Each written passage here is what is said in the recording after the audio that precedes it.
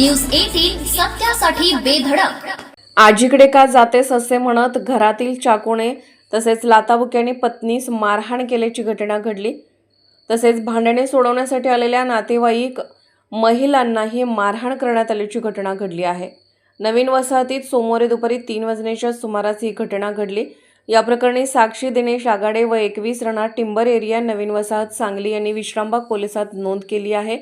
पोलिसांनी मारहाण करणारा पती दिनेश राम आगाडे याच्या विरोधात गुन्हा दाखल केला आहे। पोलिसांनी सांगितले की फिर्यादी साक्षी आगाडे या आपल्या कुटुंबियासह शहरातील नवीन वसाहत परिसरात राहतात। साक्षी या काल त्यांच्या आजीकडे गेल्या होत्या। दुपारी 3 वाजण्याच्या सुमारास त्या घरी आल्यानंतर संशयित पती दिनेश आगाडे यांनी तू आजीकडे का जातेस असे म्हणत भांडण सुरू केले। वाद विकोपाला गेल्याने घरातील चाकू आणि लाथाबुक्यांनी मारहाण करण्यास सुरुवात केली। भांडणे सोडवण्यासाठी आलेल्या साक्षी यांची आजी जनाबाई परशुराम हाताळे, मावशी चंदा निवास बडेकर, मावस बहीण पल्लवी रवींद्र वजने आणि ग्रेसी तांबे यांना देखील मारहाण केले। घडलेल्या या प्रकारानंतर साक्षी यांनी विश्रामबाग पोलिसात फिर्याद दिली।